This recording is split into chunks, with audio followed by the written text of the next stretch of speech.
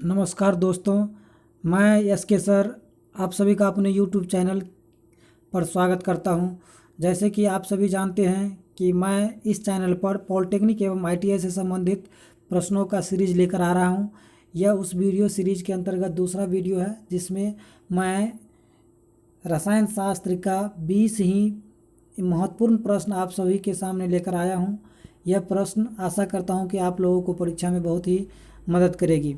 तो आइए चलते हैं प्रश्न की ओर। इस प्रकार से मेरा पहला प्रश्न है, संगमरमर का रासायनिक सूत्र क्या है? इसका ए नंबर ऑप्शन है CaCO3, बी नंबर ऑप्शन है MgCO3, सी नंबर ऑप्शन है CaHCO3 का ट्वाइस और डी नंबर ऑप्शन है MgHCO3।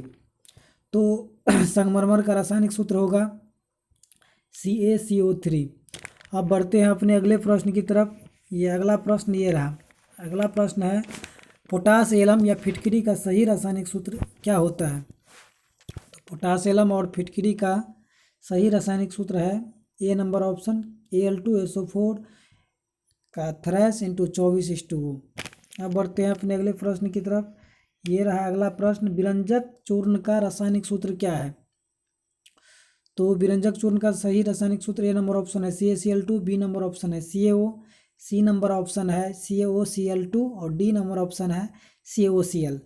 तो तब तक आप मेरे साथ साथ जब हम क्वेश्चन आपके सामने प्रस्तुत करते हैं तब आप भी अपने मन में क्वेश्चन का आंसर सोचिए और जब हम आंसर बताएंगे तो उससे अपने क्वेश्चन का मिलान कीजिए और देखिए कि आपको कितना आंसर सही होता है। तो इसका सही आंसर हो जाएगा C number option CaOCl into Cl। अब बढ़ते हैं अपने अगले प्रश्न की तरफ। अगला प्रश्न ये रहा, नीला थोथा का रासायनिक सूत्र क्या है? ए नंबर ऑप्शन है CuSO4 into 7H2O, B number option है CuSO4 इंटू 5H2O, सी नंबर ऑप्शन है CuSO4 into 4H2O, D number option है CuSO4 इंटू 10H2O। तो नीला थोथा का सूत्र होगा B number option CuSO4 into 5H2O। अब बढ़ते हैं अपने अगले प्रश्न की तरफ। अपना अगला प्रश्न रहा ये, बेकिंग पाउडर का अनुसूत्र क्या है? बेकिंग पाउडर का अनुसूत्र क्या है? ए नंबर ऑप्शन है Na2CO3, बी नंबर ऑप्शन है CaCO3, सी नंबर ऑप्शन है NaHCO3 और डी नंबर ऑप्शन है NaNO3। तो इसका सही जवाब हो जाएगा C number option sodium bicarbonate NaHCO3। तो दोस्तों अब बढ़ते हैं हम अपने अगले प्रश्न की तरफ। अगला प्रश्न आपके सामने ये रहा, 6 नंबर प्रश्न, ग्लूकोज का रासायनिक सूत्र होता है।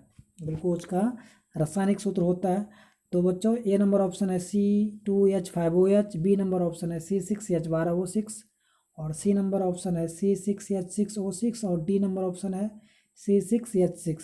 आप भी जवाब देने का प्रयास करते रहिए और जब मैं आपको आंसर बताता हूँ तो उससे मिलाते रहिए कि आपका कितना सही हुआ। तो इसका सही जवाब हो जाएगा बी नंबर ऑप्शन। अब बढ़ते हैं अपने अगले प्रश्न की तरफ। अगला प्रश्न आप लोगों के सामने ये रहा, चीनी का रासायनिक सूत्र क्या है? ए नंबर ऑप्शन है CH3COOH, बी नंबर ऑप्शन है C6H12O6, सी नंबर ऑप्शन है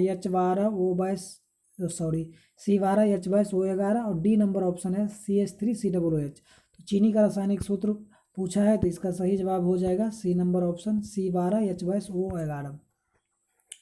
अब बढ़ते हैं अपने अगले प्रश्न की तरफ। अगला प्रश्न आप लोगों के सामने ये रहा, सोडियम कार्बोनेट का अनुसूत्र क्या है? सोडियम कार्बोनेट का अनुसूत्र क्या है? ए नंबर ऑप्शन है Na2CO3, बी नंबर ऑप्शन है NaHCO3, सी नंबर ऑप्शन है Na2CO3 और डी नंबर ऑप्शन है NaCl।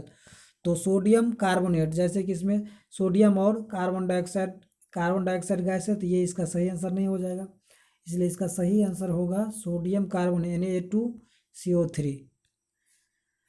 अब बढ़ते हैं अपने 90 नंबर प्रश्न की ओर जो आप लोगों के सामने ये रहा, सल्फ्यूरिक अम्ल का अनुसूत्र क्या होता है? सल्फ्यूरिक अम्ल का अनुसूत्र होता है H2SO4। अब बढ़ते हैं अपने अगले प्रश्न 10वें प्रश्न की तरफ। 10वां प्रश्न आप लोगों के सामने ये रहा, निम्नलिखित में से कौन एक अम्ल है? तो अम्ल का सूत्र हम लोग पढ़े हैं कि जिसमें हाइड्रोजन अनिवार्य रूप से उपस्थित रहे, इसलिए इसका सूत्र हो जाएगा डी नंबर ऑप्शन HNO3।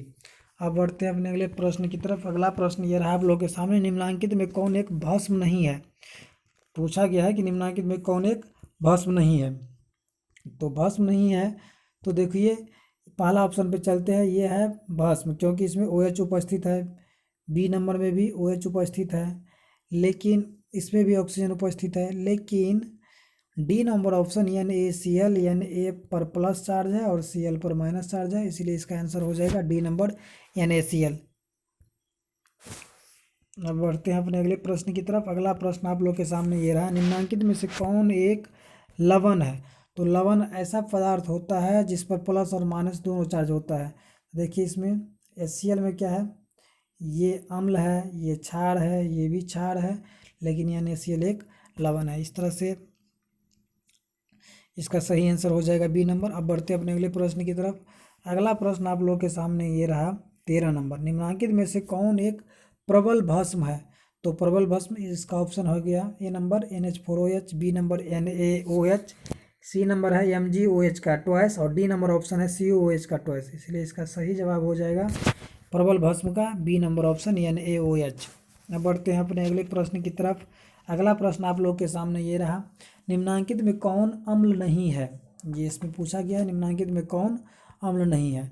तो इसका सही जवाब हो जाएगा KOH, क्योंकि HCl हाइड्रोक्लोरिक एसिड है, H2SO4 सल्फ्यूरिक एसिड है, बी नंबर CHNO3 नाइट्रिक अम्ल है, इसीलिए इसका सही जवाब हो जाएगा डी नंबर पोटासियम हाइड्रोक्साइड। अब बढ़ते हैं अपने अगले प्रश्न 15वां प्रश्न की ओर, जो ये रहा, निम्नलिखित यौगिक में कौन अम्ल है? अब इसमें पूछ दिया कि निम्नलिखित में कौन अम्ल है, तो अम्ल का फार्मूला, जो अम्ल का बिहेवियर होता है उसमें हाइड्रोजन निश्चित रूप से उपस्थित होता है, तो इसीलिए H2SO4 क्या है, अम्ल है। अब बढ़ते हैं अपने अगले प्रश्न की तरफ। 16 नंबर प्रश्न। 16 नंबर प्रश्न में है POHNO3 किस प्रकार का अम्ल है? तो देखिए यहाँ पर POH उपस्थित है जो क्षार को दिखाता है, इसलिए ये क्या हो जाएगा, एक क्षारकीय अम्ल होगा। अब बढ़ते हैं अपने अगले प्रश्न 17 नंबर प्रश्न की तरफ। 17 नंबर प्रश्न में पूछा गया निम्नलिखित में कौन एक लवण है? लवण के बारे में पूछा है। देखिए यहाँ पर HCl हाइड्रोक्लोरिक एसिड है, NaOH सोडियम हाइड्रोक्साइड है, NH4OH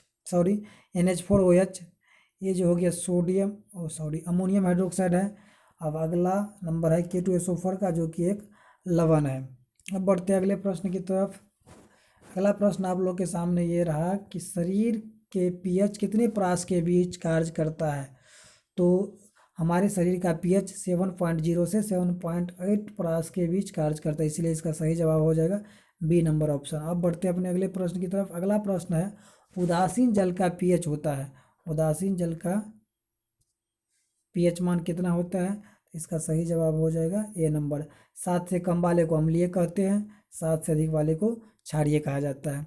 अब बढ़ते हैं अगले प्रश्न की तरफ। हमारा अगला प्रश्न आप लोग के सामने ये है, जो ये रिपीट हो गया है प्रश्न, फिर भी मैं आप लोगों से चाहूँगा कि इस प्रश्न का जवाब आप लोग खुद दें। तो मैं कुछ सेकंड के लिए रुक जाता हूँ, तब तक आप लोग आंसर सोच लीजिए। हाँ बिल्कुल सही, ये बी नंबर ऑप्शन सही आंसर है, 7.0 से 7.8। तो दोस्तों आशा करता हूँ कि यह प्रश्न आपको अच्छे लगे होंगे, और मैं इसी तरह आप लोगों के सामने रसायन शास्त्र का और भी अति महत्वपूर्ण प्रश्न लाने का प्रयास करूंगा, जो आपको परीक्षा में मदद करेगी। और रसायन शास्त्र का प्रश्न ऐसा होता है जिसको आप अधिक से अधिक मात्रा में याद करके ही रख सकते हैं। धन्यवाद।